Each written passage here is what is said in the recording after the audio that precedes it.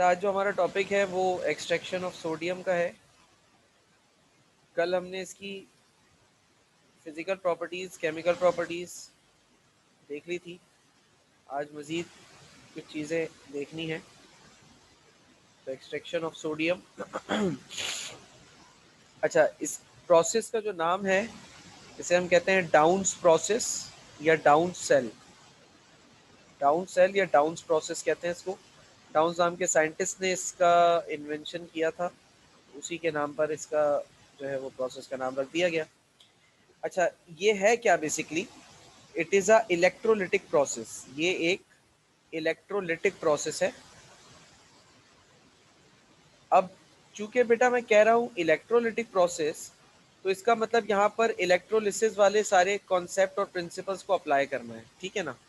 तो अभी बारी बारी देखते हैं कैसे होगा, क्या होगा, सारी चीज़ें। तो ये इलेक्ट्रोलिटिक प्रोसेस है, फिर इसकी कंस्ट्रक्शन को देखते हैं। अब ये इलेक्ट्रोलिटिक प्रोसेस क्या होता है भाई? जितना मैं जानता हूँ, इलेक्ट्रोलिटिक प्रोसेस एक ऐसा प्रोसेस होता है जिसके अंदर हम एक बीकर रखते हैं। उस बीकर में एक एनोड लगाते हैं, एक कैथोड लगाते हैं, ठीक है।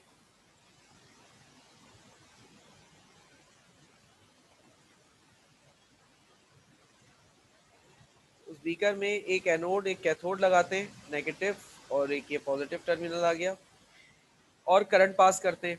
अब इस बीकर में for example A positive ion है कुछ और बी नेगेटिव आयन्स हैं कुछ। तो करंट पास करने के नतीजे में ए पॉजिटिव जो है वो मूव करता है टुवर्ड्स कैथोड, और बी नेगेटिव जो है वो मूव करता है टुवर्ड्स एनोड, ठीक है ना। ये एक इलेक्ट्रोलिटिक प्रोसेस है। अच्छा, ए पॉजिटिव जो है वो कैथोड पे जाके न्यूट्रल हो जाता है, और बी नेगेटिव जो है वो एनोड पे जाके न्यूट्रल हो जाता है। ये एक रिकॉल दे रहा हूँ फर्स्ट ईयर में पढ़े हुए इलेक्ट्रोलिटिक प्रोसेस का और 9 में पढ़े हुए इलेक्ट्रोलिटिक प्रोसेस का। तो याद आ गया या अभी भी कुछ कसर बाकी है? आगे सर याद। आगे। चले ठीक है। अब याद आ गया तो फिर आगे चलते हैं। अब इस प्रोसेस के लिए जो अभी हमारे पास ये सेल है।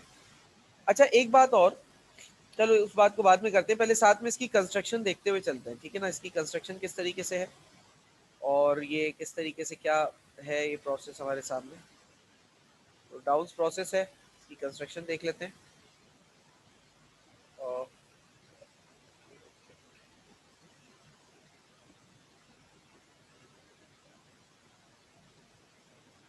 कंस्ट्रक्शन देख लेते हैं, आपके सामने ये डायग्राम है। अच्छा, इलेक्ट्रोलिटिक प्रोसेस है, कंस्ट्रक्शन देख रहे हैं, तो इसके अंदर क्या है हमारे पास? एक ग्रेफाइट का बना हुआ एनोड है। कंस्ट्रक्शन में क्या क्या पॉइंट्स हैं, पॉइंट्स बता रहा हूँ, लफाजियाँ आप लोग खुद कीजिएगा। ग्रेफाइट एनोड है, नोट्स में भी लिखी हुई है वर्डिंग्स। और स्टील का सिलेंडर जो है वो हमारे पास यहाँ पर कैथोड की तरह काम करेगा, ठीक है। इसके अलावा इलेक्ट्रोलाइट है हमारे पास, मोल्टन NaCl है। और मोल्टन NaCl यहाँ पे क्या काम कर रहा है? मोल्टन NaCl यहाँ पे इलेक्ट्रोलाइट का काम कर रहा है। इलेक्ट्रोलाइट का काम कर रहा है मोल्टन NaCl, ठीक है। अब देखो ये डायग्राम पर आ जाओ। तो यहाँ डायग्राम पर अगर आप लोग देखो तो ये जो ब्लैक सा आपको ये चीज़ नज़र आ रही है, बबल्स जहाँ पर बन रहे हैं, ये जो ब्लैक ब्लैक वाला पोर्शन है, ये है ग्रेफाइट का एनोड, ठीक है। और इसके पीछे बिल्कुल यहाँ पर देखो, ये जो चीज़ आपको नज़र आ रही है, ये पूरा जो शेप है, ये वाला, ये पूरा जो शेप है, ये शेप, ये क्या है हमारे पास? ये कैथोड है, ठीक है।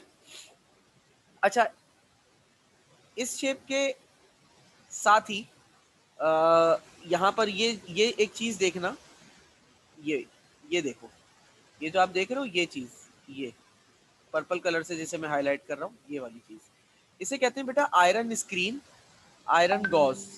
आयरन गॉज का क्या काम होता है?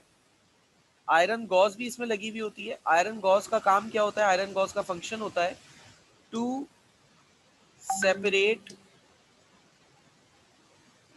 Sodium and chloride ions. जो हमारे प्रोसेस में सोडियम और क्लोरीन के आइंस हैं, इनको सेपरेट रखना एक दूसरे से इनको सेपरेट रखना इस आयरन गॉस का काम होता है।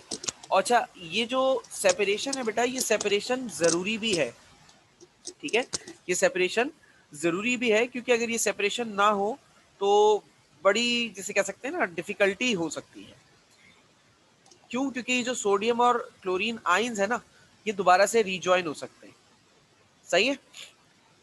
कंस्ट्रक्शन समझ में आ गई? याद रखना, ग्रेफाइट एनोड है, स्टील का कैथोड है, और इलेक्ट्रोलाइट इस्तेमाल कर रहे हैं, मोल्टन NaCl। आयरन गॉस यहाँ पे बीच में लगी हुई है। आयरन गॉस कहाँ लगी हुई है बेटा? आयरन गॉस कैथोड और एनोड के बीच में लगी हुई है, ताकि वो सोडियम और क्लोरीन आइंस को एक दूसरे से सेपरेट करके रखे। ठीक है ना? ये इसकी कंस्ट्रक्शन है। अब आ जाते हैं इसकी वर्किंग पे।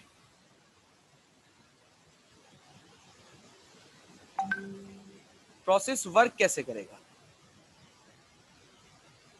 हम कह रहे हैं बेटा कि ये एक इलेक्ट्रोलिटिक प्रोसेस है। ठीक है, इसे हम क्या कह रहे हैं कि ये एक इलेक्ट्रोलिटिक प्रोसेस है। ये जो वर्किंग अभी आप देख रहे हैं, ये क्या है? ये एक इलेक्ट्रोलिटिक प्रोसेस है। अच्छा, इलेक्ट्रोलिटिक प्रोसेस में इलेक्ट्रोलाइट का इस्तेमाल होता है, ये तो आपको हमने बता दिया। अच्छा, अब NaCl को देखो, करंट पास करने के लिए अगर हमारे पास कोई बीकर हो, मिसाल के तौर पे ये एक जाली बीकर बना लेते हैं यहाँ पे। अगर मिसाल के तौर पे ये एक मेरे पास बीकर है, इस बीकर में मेरे पास एक पॉजिटिव आयन होगा, एक नेगेटिव आयन होगा। अगर ये पॉजिटिव और नेगेटिव आयंस हैं तो करंट पास होगा। अगर ये पॉजिटिव और नेगेटिव आयंस नहीं है तो करंट पास नहीं होगा। इतनी बात मेरी याद रखिएगा, पॉजिटिव और नेगेटिव आयंस का होना जरूरी है, तभी जाकर करंट पास होगा, वरना नहीं होगा। अच्छा, अब हमें अगर किसी कंपाउंड के पॉजिटिव और नेगेटिव आयंस बनाने हो तो कैसे बनाएंगे सर? बेटा, एक तरीका ये है, जैसे यहां पर अभी मैं चाह रहा हूं कि पॉजिटिव और नेगेटिव आयन किसके बने? NaCl के बने। एक तरीका तो ये है कि सोडियम क्लोराइड को मैं पानी में डिसॉल्व कर दूं। जब सोडियम क्लोराइड पानी में डिसॉल्व होगा तो सोडियम पॉजिटिव आयंस बनेंगे और क्लोरीन नेगेटिव आयंस बनेंगे। दूसरा तरीका क्या है कि मैं सोडियम क्लोराइड को उसके मेल्टिंग टेम्परेचर यानी 801 डिग्री सेंटीग्रेड तक गर्म कर दूं, तो ये मेल्ट हो जाएगा। मेल्ट होकर भी ये पॉजिटिव और नेगेटिव आयंस में आ जाएंगे। अच्छा, याद रखना, जब ये जुड़े हुए हैं तो ये सॉलिड्स हैं, और जब ये आयंस बन गए तो ये लिक्विड्स हैं। अच्छा, अब मैं अगर आपसे पूछूं कि आपके पास ये दो ऑप्शन हैं, आप कौन सा ऑप्शन इस्तेमाल करेंगे? बताइए जरा। सर वाटर वाला। क्यों वाटर वाला क्यों इस्तेमाल होगा भाई? सर वो निस्बतन आसान है उसके। क्योंकि वाटर वाला आसान है सर, कुछ भी नहीं है, पानी के अंदर नमक को हल ही तो करना है, पानी के अंदर नमक को हल कर दें, ये वाला रिएक्शन हो जाएगा जो आपने पहले नंबर पे लिखा है। और दूसरा वाला डिफिकल्ट क्यों है सर? दूसरा वाला डिफिकल्ट इसलिए कि सर इसमें हमें नमक लेकर उसको 801 डिग्री सेंटीग्रेड तक गर्म करना पड़ेगा, और ये टेम्परेचर बहुत ज्यादा होता है। इतना टेम्परेचर प्रोड्यूस करने के लिए हमें एनर्जी लगेगी, मेहनत लगेगी, फिर प्रोसेस को कंट्रोल करना होगा, सारे मसाइल हैं सर। इसलिए पहला वाला तरीका यूज करेंगे। बात समझ में आ रही है बेटा सबको? जी सर। Yes sir. लेकिन यस सर। लेकिन यहाँ पर अब है लफ्ज लेकिन। लेकिन इसलिए कि भाई एक मसला है। मसला क्या है भाई? मसला ये है कि इस प्रोसेस में हम ये जो पहला वाला तरीका है ना, NaCl को पानी में डिसॉल्व करके हम सोडियम पॉजिटिव और नेगेटिव आयंस बना ले, ये तरीका तो यहाँ इस्तेमाल ही नहीं कर सकते। हम सिर्फ और सिर्फ यही एक तरीका इस्तेमाल कर सकते हैं। अब सवाल उठता है कि सर ये तरीका जो आसान है ये क्यों इस्तेमाल नहीं हो सकता यहाँ? उसकी वजह यह है कि बेटा, अगर मैंने पानी के साथ मिलाकर इसको डिसॉल्व किया, इसको आयंस बनाया, तो मुझे सोडियम की जगह सोडियम हाइड्रोक्साइड मिल जाएगा, जो कि अगले प्रोसेसेस में आएगा, और इंशाल्लाह हम इसको डिस्कस करेंगे। मैं सोडियम हाइड्रोक्साइड नहीं बनाना चाह रहा, मैं तो सोडियम बनाना चाह रहा हूं। ठीक है ना? अगले प्रोसेसेस में जब ये आएगा ना, तो वहां पर मैं पानी में ही हल करके NaCl बनाऊंगा, क्योंकि वहां पर मेरे लिए पानी में हल करना जरूरी होगा। क्योंकि अगर पानी में हल नहीं करूंगा तो NaOH नहीं बनेगा। लेकिन इस प्रोसेस में मुझे NaOH नहीं बनाना, मुझे तो सिर्फ और सिर्फ अकेला तने तनहा न्यूट्रल सोडियम चाहिए। इसलिए इसलिए इसलिए मैं यहां पर इसको पानी में डिसॉल्व नहीं कर सकता। वजह समझ में आ गई बेटा? Yes sir. ठीक है, अब आ जाओ दूसरे इशू पर। दूसरा इशू क्या है कि सोडियम क्लोराइड का मेल्टिंग टेम्परेचर होता है 801 डिग्री सेल्सियस, ठीक है, और sodium becomes volatile at 790 degree Celsius. तो this is the main problem, यहां पे मैं लिख देता हूं, this is the main problem. ये एक बड़ा और मेन इशू है। क्या इशू है भाई कि सोडियम जो है ना, अगर मैंने इसको पिघलाया, ठीक है, अब सारा सोचना, इसको पिघलाया कितने पर? 801 डिग्री सेंटीग्रेड पे। सोडियम पॉजिटिव आयन अलग हो गए, क्लोरीन नेगेटिव आयन अलग हो गए। यहाँ पर क्लोरीन नेगेटिव आयंस है, ये नजर नहीं आ रहा कलर आपको, यहाँ पर हमारे पास क्लोरीन नेगेटिव आयंस है, और इस जगह पर हमारे पास सोडियम पॉजिटिव आयंस है। लेकिन प्रॉब्लम क्या है? प्रॉब्लम यह है सर कि इतना जब टेम्परेचर हम देते हैं ना सोडियम क्लोराइड को, तो इतने टेम्परेचर पे सोडियम और क्लोराइड मेल्ट तो हो जाता है, लेकिन इतने टेम्परेचर पे सोडियम जो होता है ना, ये सोडियम सर ये वोलेटाइल हो जाता है। वोलेटाइल का मतलब बेटा ऐसा लिक्विड जो हवा में एवापोरेट हो सके किसी भी टेम्परेचर पे। पानी है, एक गिलास पानी अभी फर्श पे गिरा दो, 1 घंटे बाद आके देखोगे वहां से पानी सूख गया होगा। तो कहाँ गया सारा पानी? सर सारा पानी एवापोरेट हो गया, क्योंकि पानी वोलेटाइल लिक्विड है। तो 801 डिग्री सेंटीग्रेड पर, 800 डिग्री सेंटीग्रेड पे सोडियम भी एक वोलेटाइल लिक्विड बन जाता है, ठीक है। तो अगर मैं इसको इस टेम्परेचर पे हीट करके मेल्ट करके दोनों को आयंस को अलग अलग तो कर लूंगा, लेकिन फिर क्या होगा? सोडियम यहां से एवापोरेट होने लगेगा, सोडियम यहां से एवापोरेट होने लगेगा, सिस्टम से निकलकर जाने लगेगा। सोडियम तो यहां पर एवापोरेट होना शुरू हो गया। अब मुझे एक बात बताओ, जब सोडियम यहाँ पर एवापोरेट होना शुरू हो गया, तो क्या हम इसके अंदर प्रोसेस करा के करंट वरंट पास करके सोडियम हासिल कर पाएंगे? तो जवाब होगा सर कतई नहीं हासिल कर पाएंगे, क्योंकि सोडियम तो सारा एवापोरेट हो रहा है सर। समझ रहे हो बात को?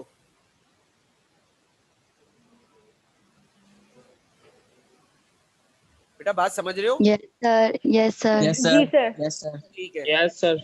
तो सोडियम तो सारा सर एवापोरेट हो रहा है। चलो भाई, अब एवापोरेट सर चले, अगर हम बोलेंगे अब फिर एवापोरेट होने से बचाने के लिए क्या करें सर? हम ये वाले तरीके से आइंस बना नहीं सकते, आपने मना कर दिया। इस वाले तरीके से आइंस बनाएंगे तो सोडियम एवापोरेट होगा। अच्छा, सिर्फ एवापोरेट होना इसका खतरा नहीं है। सोडियम बेटा जब जरा से भी वाटर के कांटेक्ट में आता है ना, मैंने कल भी बताया था कि सोडियम वाटर के कांटेक्ट में आते ही आग जल जाती है, और हवा में हमारे यस पास सर। वाटर के वेपर्स होते हैं, सही है ना? तो जैसे ही सोडियम हवा में आएगा यहां से एवापोरेट होकर, वैसे ही आग लगना शुरू हो जाएगी हवा में, और इर्द गिर्द खड़े हुए जितने भी फैक्ट्री वर्कर्स हैं वो तो सारे बेचारे जली जाएंगे। तो ऐसा कोई काम हम कर नहीं सकते भैया, समझ रहे हो? तो अब क्या करें सर? फिर तो दोनों में से कोई तरीका इस्तेमाल नहीं हो सकता। एक तरीका और हो सकता है। हमने फर्स्ट ईयर में एक बात पढ़ी थी, क्या पढ़ा था सर हमने? फर्स्ट ईयर में बेटा हमने पढ़ा था कि अगर हम किसी सॉलिड में या किसी लिक्विड में अगर कोई इंप्यूरिटी ऐड कर दें, तो सॉलिड का मेल्टिंग पॉइंट कम हो जाता है और लिक्विड का बॉइलिंग पॉइंट कम हो जाता है। याद आ रही है ये बात या नहीं? चैप्टर 2 में पढ़ी होगी। Yes yes sir. Sir. Yes sir, हाँ, आ ही गई। नहीं। तो बस बेटा हम यहाँ पर यही करते हैं, हम सोडियम क्लोराइड के साथ मिक्स कर देते हैं कैल्शियम क्लोराइड को, और अब इस मिक्सचर का जो मेल्टिंग पॉइंट होता है ना, सॉरी, जो इस लिक्विड का मेल्टिंग पॉइंट होता है, सॉरी हाँ, इस लिक्विड का जो मेल्टिंग पॉइंट होता है वो होता है तकरीबन 600 डिग्री सेल्सियस, यानी 200 डिग्री सेल्सियस कम हो जाता है टेम्परेचर। और इसमें हम सोडियम क्लोराइड की परसेंटेज रखते हैं तकरीबन 42%, और कैल्शियम क्लोराइड की परसेंटेज होती है इसमें तकरीबन 58%। तब जाकर टेम्परेचर आ जाता है 600 डिग्री सेल्सियस पर। तो अब क्या होगा? अब जब हम इस मिक्सचर को मेल्ट करेंगे 600 डिग्री सेल्सियस पर, तो क्या होगा? अब सोडियम क्लोराइड और ये जो कैल्शियम क्लोराइड का मिक्सचर है, जब ये मेल्ट होगा तो बेटा सोडियम पॉजिटिव आयंस बनेंगे और क्लोरीन नेगेटिव आयंस बनेंगे। एक सवाल है सर, सवाल ये है कि सर देखिए हमने कैल्शियम क्लोराइड ऐड किया है, तो कैल्शियम क्लोराइड भी तो हीट होकर डिकम्पोज होगा। तो सर जब कैल्शियम क्लोराइड डिकम्पोज होगा तो कैल्शियम पॉजिटिव आयंस बनेंगे और क्लोरीन नेगेटिव आयंस बनेंगे। सर ये भी तो होगा। जी बिल्कुल बेटा होगा, मैं इससे इनकार तो कर भी नहीं रहा हूँ, और हम में से कोई भी इनकार नहीं कर सकता, क्योंकि कैल्शियम क्लोराइड भी एक आयनिक कंपाउंड है, ये भी डिकम्पोज होगा अपने आयंस में। तो यानी कि सर इसका ये मतलब होता है कि यहाँ पे दो आयंस नहीं है, बल्कि तीन आयंस है, सोडियम पॉजिटिव, कैल्शियम पॉजिटिव और क्लोरीन। अच्छा, कैल्शियम क्लोराइड में से भी क्लोरीन मिल रहा है और सोडियम क्लोराइड में से भी क्लोरीन मिल रहा है, तो यहाँ पर क्लोरीन ही क्लोरीन है। ठीक है ना, कोई और आयन नहीं है। ये वाली बात समझ में आई बेटा मेरी? Yes sir. सर। ठीक है, अभी तक पढ़ाई हुई बातों में, बताई हुई बातों में कोई सवाल है किसी को तो वो पूछ सकता है।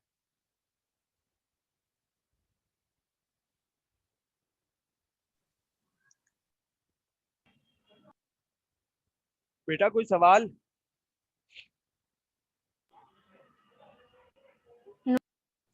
No sir. ठीक है, आगे नो। चल। अच्छा जी, अब क्या है बेटा, अब इस बीकर में ये आयंस आ गए। ठीक है, अब क्या हुआ, आयंस बन गए। जब आयंस बन जाते हैं तब हम करंट पास कर सकते हैं। तो अब इस बीकर में यहाँ पर अगर इलेक्ट्रोड्स लगे हुए मिसाल के तौर पे और आयंस बन चुके हैं, ये इलेक्ट्रोड्स लगे, तो ये किसी ना किसी सर्किट से ज्वाइन होंगे, पॉजिटिव नेगेटिव। अब जब मैं करंट पास करूंगा तो पॉजिटिव आयन नेगेटिव की जगह पर और नेगेटिव आयन पॉजिटिव की जगह पर, मतलब इलेक्ट्रोड पर ट्रेवल करेंगे। ठीक है ना, तो यहाँ पर भी सेम सिनेरियो हो गया है, आयंस बन चुके हैं, सारी कंस्ट्रक्शन समझ गए, आयंस कैसे बनाए ये भी समझ लिया। अब क्या होगा, अब मैं करंट पास करना शुरू करूंगा। अब जब मैं करंट पास करना शुरू करूंगा बेटा, तो सबसे पहले एनोड रिएक्शन होगा, याद रखना, एट एनोड। एनोड पर क्या होगा,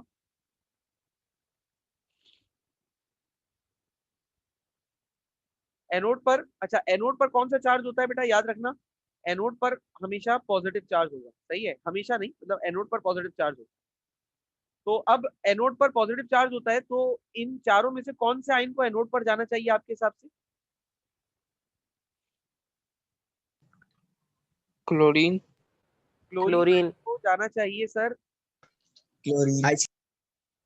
एनोड पर। अच्छा, जब क्लोरीन आयन एनोड पर जाएगा तो होगा क्या, एनोड पर ऑक्सीडेशन होती है। ठीक है, ऑक्सीडेशन का क्या मतलब होता है, ऑक्सीडेशन का मतलब होता है लॉस ऑफ इलेक्ट्रॉन। सही है ना, एनोड पर क्लोरीन क्या करेगा, लॉस ऑफ इलेक्ट्रॉन करेगा। तो जब ये अपने अंदर से एक इलेक्ट्रॉन निकालेगा तो इसके ऊपर का जो ये -1 चार्ज था ये खत्म होकर 0 हो जाएगा और एक इलेक्ट्रॉन बाहर आ जाएगा। ये बात समझ में आई बेटा? जी सर। Yes sir. जब आयन होता है तो वो लिक्विड स्टेट में होता है, जब वो न्यूट्रल एटम बन जाता है तो वो गैस स्टेट में चला जाता है। कोई भी न्यूट्रल एटम अपनी ओरिजिनल जो उसकी नॉर्मल स्टेट है ना उसी में ही आता है। तो क्लोरीन चूंकि नॉर्मली गैस होती है, तो क्लोरीन जब न्यूट्रलाइज होती है यानी कि न्यूट्रल एटम बनती है तो वो गैस फेज में ही आती है, हमेशा याद रखना। जो सॉलिड होगा वो सॉलिड आएगा, जो गैस होगी वो गैस आएगी। अच्छा, इक्वेशन को बैलेंस करने के लिए हम यहाँ पर दो आयंस का तस्करा कर लेते हैं।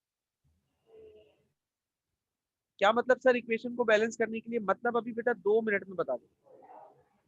गैस और ये इलेक्ट्रॉन,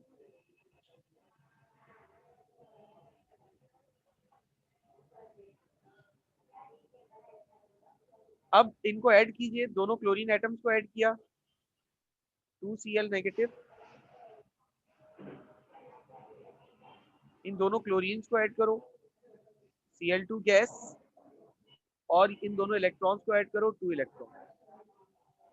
असल में बेटा मुझे पता है कि क्लोरीन एक गैस है और ये हमेशा डाई एटॉमिक फॉर्म में एग्जिस्ट करती है, यानी कि दो एटम्स हमेशा एक साथ मिलेंगे, कभी ऐसा मुमकिन नहीं हो सकता कि एक एटम हो, दो एटम्स ही हमेशा एक साथ होंगे। इस वजह से मैंने दूसरे आयन को लिया था, वरना बात तो एक्सप्लेन मेरी पहले वाले ही पॉइंट पर हो गई। मेरी बात समझ गए?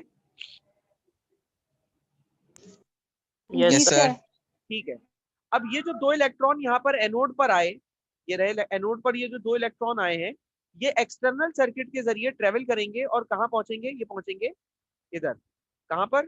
कैथोड पर। ठीक है, अब जब ये कैथोड पर आ जाएंगे, अब रिएक्शन देखते हैं एट कैथोड। जब ये कैथोड पर आएंगे तो अब कैथोड पर कौन है बेटा? कैथोड के करीब है पॉजिटिव आयन।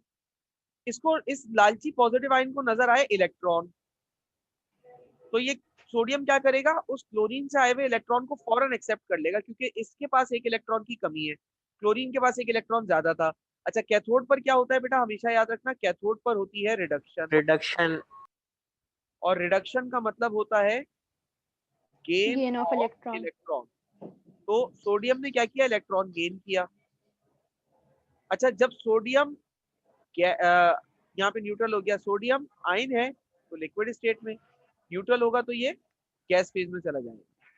ठीक है, अच्छा, अब हमें एक बात और पता है कि भाई वहां से क्लोरीन के पास से तो 2 इलेक्ट्रॉन आए थे, यहाँ तो अभी तक एक ही इलेक्ट्रॉन की कार्रवाई हुई है, दूसरे को भी तो बैलेंस करना होगा सर। तो बेटा एक और आयन ले लो, कोई मसले वाली बात थोड़ी है।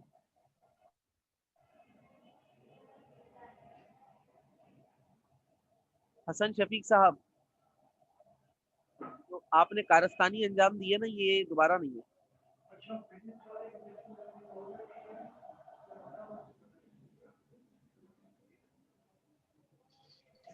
सॉरी सर, ये गलती से हो गया था, ये समझ में नहीं आ रहा था।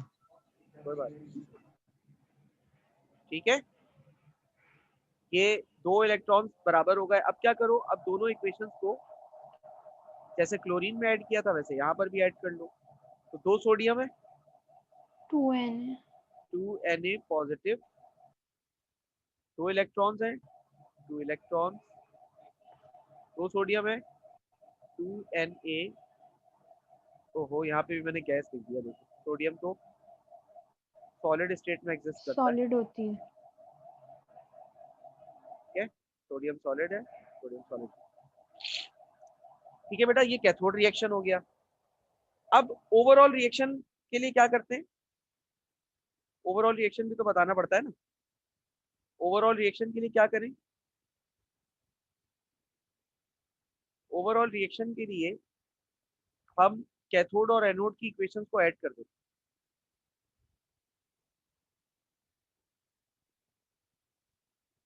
2Cl नेगेटिव,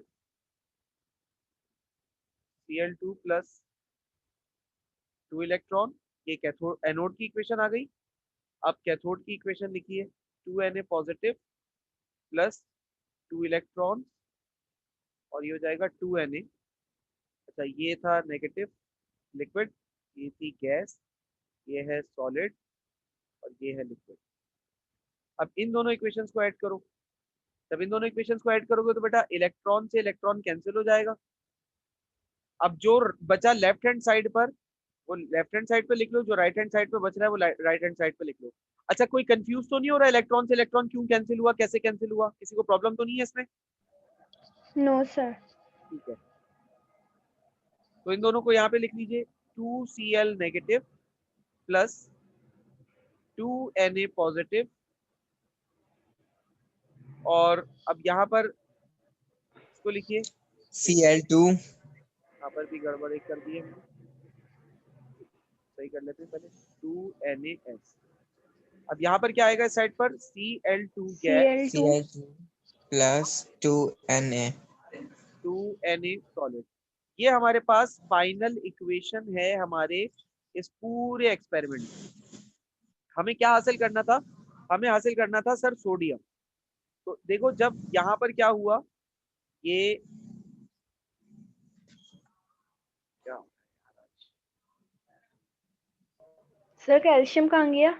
हाँ अभी आ रहे हैं, सबर तो कर लो। हमें हासिल करना था सोडियम। यहाँ पर क्या हुआ भाई? सोडियम का आयन आया इस इलेक्ट्रोड पर, इसने इलेक्ट्रॉन गेन की, इलेक्ट्रॉन गेन करके सॉलिड हो गया, सॉलिड था, इस पंप से इसको बाहर निकाल लिया सोडियम को। ठीक है, ये बात समझ में आ गई? यहाँ तक समझ गया बेटा सोडियम कैसे एक्सट्रैक्ट हुआ? Yes yes sir. सर। अब एक बात एक सवाल हुआ कि सर कैल्शियम कहाँ चला गया। बेटा जब तक इस बीकर में सोडियम के आयंस मौजूद हैं तब तक कैल्शियम मूव नहीं करेगा, सिर्फ और सिर्फ सोडियम मूव करेंगे। वजह क्योंकि सोडियम का इलेक्ट्रॉन पोटेंशियल ज्यादा होता है, यानी कि सोडियम में इलेक्ट्रॉन हासिल करने की ताकत कैल्शियम से ज्यादा होती है, इस वजह से सोडियम इलेक्ट्रॉन गेन करेगा। अच्छा सर ठीक है कोई बात नहीं, लेकिन सर हमने जो आपने परसेंटेज बताई थी उसके हिसाब से कभी ना कभी जिंदगी में कभी ना कभी तो ऐसा वक्त आएगा ना कि जिस वक्त सोडियम खत्म होगा कैल्शियम बाकी रहेगा। बिल्कुल बेटा आएगा। तो सर उस वक्त क्या होगा बेटा, उस वक्त वही होगा जो आप लोग सोच रहे हैं अभी, यानी कि उसके बाद जब सोडियम निकल जाएगा सारा तो फिर कैल्शियम का +2 आयन 2 इलेक्ट्रॉन्स गेन करेगा और कैल्शियम का न्यूट्रल एटम बनेगा। अब पहला सवाल तो ये आएगा कि सर वो कैल्शियम को ये 2 इलेक्ट्रॉन कौन दे रहा है। बेटा आप अगर भूल रहे हैं तो कैल्शियम अपने साथ भी तो क्लोरीन लेकर आया था ना, सिर्फ सोडियम थोड़ी क्लोरीन लेकर आया था, कैल्शियम भी तो लेकर आया था। तो कैल्शियम को 2 इलेक्ट्रॉन कौन दे रहा है, ये क्लोरीन ही दे रहा है और कोई थोड़ी बाहर वाला दे रहा है, ठीक है ना। जी इसने 2 इलेक्ट्रॉन ले लिए, अब ये भी न्यूट्रल हो गया। ठीक है सर, ये कहाँ पे न्यूट्रल होगा बेटा, ये वही न्यूट्रल होगा जहां पर पहले सोडियम न्यूट्रल हुआ था, कैथोड पर। ठीक है सर, ये भी न्यूट्रल हो गया यहाँ पर। लेकिन सर एक सवाल है, एक बात है, वो बात ये कि सर प्रोसेस सेम है, न्यूट्रल ये कैथोड पर हुआ, तो ये निकलेगा कहाँ। ये निकल के भी तो सर सोडियम वाले ही रास्ते से निकल कर जाएगा ना, यानी कि जिस बीकर में या जिस कंटेनर में हमने सोडियम जमा किया होगा सर ये उसी बीकर में चला जाएगा ना, या किसी और बीकर में चला जाएगा। तो मेरा जवाब होगा कि बेटा ये उसी बीकर में जाएगा इसमें सोडियम है। तो सर क्या फायदा हुआ, ऐसे तो जब एक बीकर में आपने सोडियम और कैल्शियम दोनों डाल दिया तो सर ये तो मिक्स हो जाएंगे दोबारा से, तो ये तो कोई सर तरीके वाली बात तो हुई नहीं, है तो नुकसान ही है। पहली बात तो ये कि बेटा जिस बीकर में हम सोडियम और कैल्शियम को कलेक्ट कर रहे होते हैं इसके अंदर हम कोई ऑयल रखते हैं, ठीक है, हम इसके अंदर इस बीकर के अंदर कोई ऑयल रखते हैं, लुब्रिकेटिंग ऑयल, ठीक है, इसमें ऑयल रखते हैं। अब इस बीकर में हमारे पास हमें पता है कि इस बीकर में सोडियम और इसी बीकर में कैल्शियम दोनों ने कलेक्ट होना है। लेकिन तुम्हें एक बात बताऊं, सोडियम की डेंसिटी कम होती है और कैल्शियम की डेंसिटी ज्यादा होती है। इस वजह से जितना भी कैल्शियम होता है वो सारा सॉलिड फॉर्म में ऑयल में जज्ब होकर नीचे की तरफ बैठ जाता है।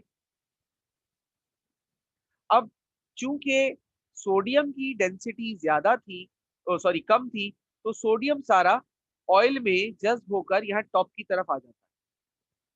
ये आ गया सोडियम, यहाँ ऊपर की तरफ से सोडियम निकाल लिया और उसके बाद ऑयल से ऑयल छान कर नीचे की तरफ से कैल्शियम निकाल दिया। अच्छा सर यहाँ पर ऑयल क्यों रखते हैं बेटा, ऑयल इसलिए रखते हैं क्योंकि सोडियम जो है ना वो हाईली रिएक्टिव होता है वाटर के साथ।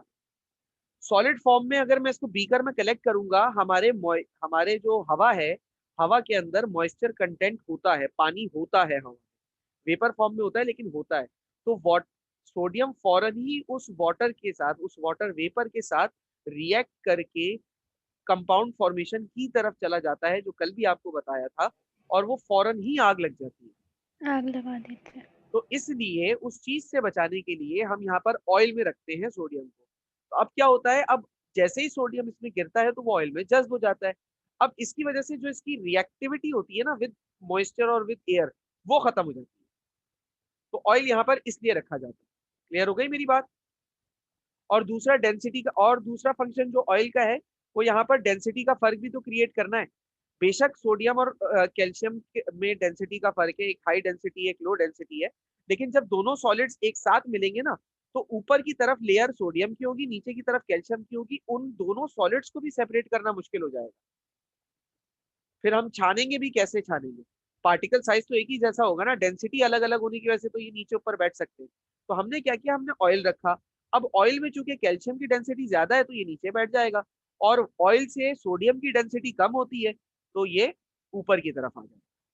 आप समझ गए बेटा। Yes sir. सर ऑयल तो किसी चीज में डिसॉल्व होता ही नहीं है ना। क्या क्या किसी चीज में डिसॉल्व नहीं होता बेटा, ऑयल ऑयल डिसॉल्व किसी चीज में बेटा कुछ ऑर्गेनिक रिएक्शंस हैं जिसमें ऑयल डिसॉल्व हो जाता है, तो ये तुम अपने सेकेंड ईयर के प्रैक्टिकल्स में आगे चल के करोगे। अच्छा। हाँ, कुछ ऑर्गेनिक सॉल्वेंट्स में, कुछ ओके खास सर। ऑर्गेनिक सॉल्वेंट्स होते हैं, सब में भी नहीं होता। ठीक है, और कोई सवाल बेटा? No sir. No sir. ठीक है, तो हमारा जो सोडियम का टॉपिक था वो कंप्लीट हो गया, क्योंकि इसकी फिजिकल प्रॉपर्टीज और केमिकल प्रॉपर्टीज हम कल पढ़ चुके हैं। अब आज हमने इसकी एक्सट्रैक्शन देखनी थी, तो इसी के साथ हमारा सोडियम का टॉपिक कंप्लीट हो गया। इंशाल्लाह कल हम सोडियम हाइड्रोक्साइड स्टार्ट करेंगे, याद दिला दीजिएगा। बाकी बात इंशाल्लाह आपसे कल होगी। अल्लाह हाफिज। अल्लाह हाफिज।